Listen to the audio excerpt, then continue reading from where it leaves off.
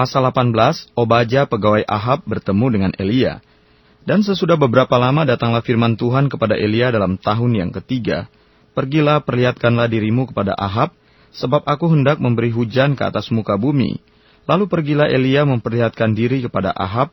Adapun kelaparan itu berat di Samaria. Sebab itu Ahab telah memanggil Obadya yang menjadi kepala istana. Obadya itu seorang yang sungguh-sungguh takut akan Tuhan.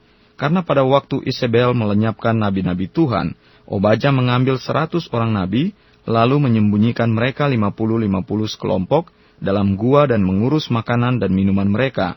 Ahab berkata kepada Obadya, "Jelajahilah negeri ini dan pergi ke segala mata air dan ke semua sungai. Barangkali kita menemukan rumput sehingga kita dapat menyelamatkan kuda dan bagal. Dan tidak usah kita memotong seekor pun dari hewan itu." Lalu mereka membagi-bagi tanah itu untuk menjelajahinya. Ahab pergi seorang diri ke arah yang satu dan Obadya pergi ke arah yang lain. Sedang Obadya di tengah jalan, ia bertemu dengan Elia. Setelah mengenali dia, ia sujud serta bertanya, "Engkaukah ini, hai tuanku Elia?" Jawab Elia kepadanya, "Benar. Pergilah, katakan kepada tuanmu, Elia ada." Tetapi jawab Obadya, "Apakah dosa yang telah kuperbuat, maka engkau hendak menyerahkan hambamu ini kepada Ahab, supaya aku dibunuhnya? Demi Tuhan Allahmu yang hidup, sesungguhnya tidak ada bangsa atau kerajaan yang tidak didatangi suruhan tuanku Ahab untuk mencari engkau.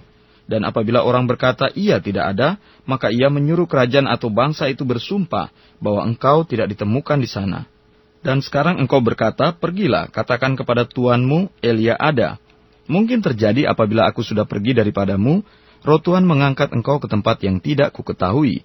Kalau aku sampai kepada Ahab untuk memberitahukannya dan engkau tidak didapatinya, tentulah ia akan membunuh aku. Padahal hambamu ini dari sejak kecil takut akan Tuhan. Tidakkah diberitahukan kepada tuanku apa yang telah kulakukan pada waktu Isabel membunuh nabi-nabi Tuhan, bagaimana aku menyembunyikan 100 orang nabi-nabi Tuhan dalam gua, 50 sekelompok dan mengurus makanan dan minuman mereka? Dan sekarang mengapa engkau ini berkata, pergilah, katakan kepada tuanmu, Elia ada, ia pasti akan membunuh aku. Jawab Elia, demi Tuhan semesta alam yang hidup yang kulayani, sesungguhnya hari ini juga aku akan memperlihatkan diri kepadanya. Elia bertemu dengan Ahab. Lalu pergilah Obadya menemui Ahab dan memberitahukan hal itu kepadanya. Kemudian Ahab pergi menemui Elia. Segera sesudah Ahab melihat Elia, ia berkata kepadanya, "Engkaukah itu yang mencelakakan Israel?" Jawab Elia kepadanya, "Bukan aku yang mencelakakan Israel, melainkan engkau ini dan kaum keluargamu. Sebab kamu telah meninggalkan perintah-perintah Tuhan, dan engkau ini telah mengikuti para Baal. Sebab itu suruhlah mengumpulkan seluruh Israel ke Gunung Karmel, juga nabi-nabi Baal yang 450 orang itu, dan nabi-nabi Asyera yang 400 itu, yang mendapat makan dari meja istana Isabel." Elia di Gunung Karmel. Ahab mengirim orang ke seluruh Israel dan mengumpulkan nabi-nabi itu ke Gunung Karmel. Lalu Elia mendekati seluruh rakyat itu dan berkata, "Berapa lama lagi kamu berlaku timpang dan bercabang hati? Kalau Tuhan itu Allah, ikutilah dia, dan kalau Baal, ikutilah dia." Tetapi rakyat itu tidak menjawabnya sepatah kata pun. Lalu Elia berkata kepada rakyat itu, "Hanya aku seorang diri yang tinggal sebagai nabi Tuhan. Padahal nabi-nabi Baal itu ada 450 orang banyaknya. Namun baiklah diberikan kepada kami 2 ekor lembu jantan. Biarlah mereka memilih seekor lembu, memotong-motongnya, menaruhnya ke atas kayu api, tetapi mereka tidak boleh menaruh api. Aku pun akan mengolah lembu yang seekor lagi, meletakkannya ke atas kayu api dan juga tidak akan menaruh api. Kemudian biarlah kamu memanggil nama Allahmu dan aku pun akan memanggil nama Tuhan. Maka Allah yang menjawab dengan api dialah Allah." Seluruh rakyat menyaut, katanya, "Baiklah demikian." Kemudian Elia berkata kepada nabi-nabi Baal itu, "Pilihlah seekor lembu dan olahlah itu dahulu, karena kamu ini banyak. Sesudah itu panggilan nama Allahmu, tetapi kamu tidak boleh menaruh api." Mereka mengambil lembu yang diberikan kepada mereka, mengolahnya dan memanggil nama Baal dari pagi sampai tengah hari. Katanya, "Ya Baal, jawablah kami." Tetapi tidak ada suara, tidak ada yang menjawab. Sementara itu mereka berjingkat-jingkat di sekeliling mezbah yang dibuat mereka itu. Pada waktu tengah hari Elia mulai mengejek mereka, katanya, "Panggillah lebih keras, bukankah dia Allah? Mungkin ia merenung, mungkin ada urusannya, mungkin ia bepergian, barangkali ia tidur dan belum terjadi." Maka mereka memanggil lebih keras serta menore-nore dirinya dengan pedang dan tombak. seperti kebiasaan mereka, sehingga darah bercucuran dari tubuh mereka. Sesudah lewat tengah hari, mereka kerasukan sampai waktu mempersembahkan korban petang. Tetapi tidak ada suara, tidak ada yang menjawab, tidak ada tanda perhatian. Kata Elia kepada seluruh rakyat itu, datanglah dekat kepadaku. Maka mendekatlah seluruh rakyat itu kepadanya. Lalu ia memperbaiki mezbah Tuhan yang telah diruntuhkan itu. Kemudian Elia mengambil 12 batu menurut jumlah suku keturunan Yakub. Kepada Yakub ini telah datang firman Tuhan, engkau akan bernama Israel.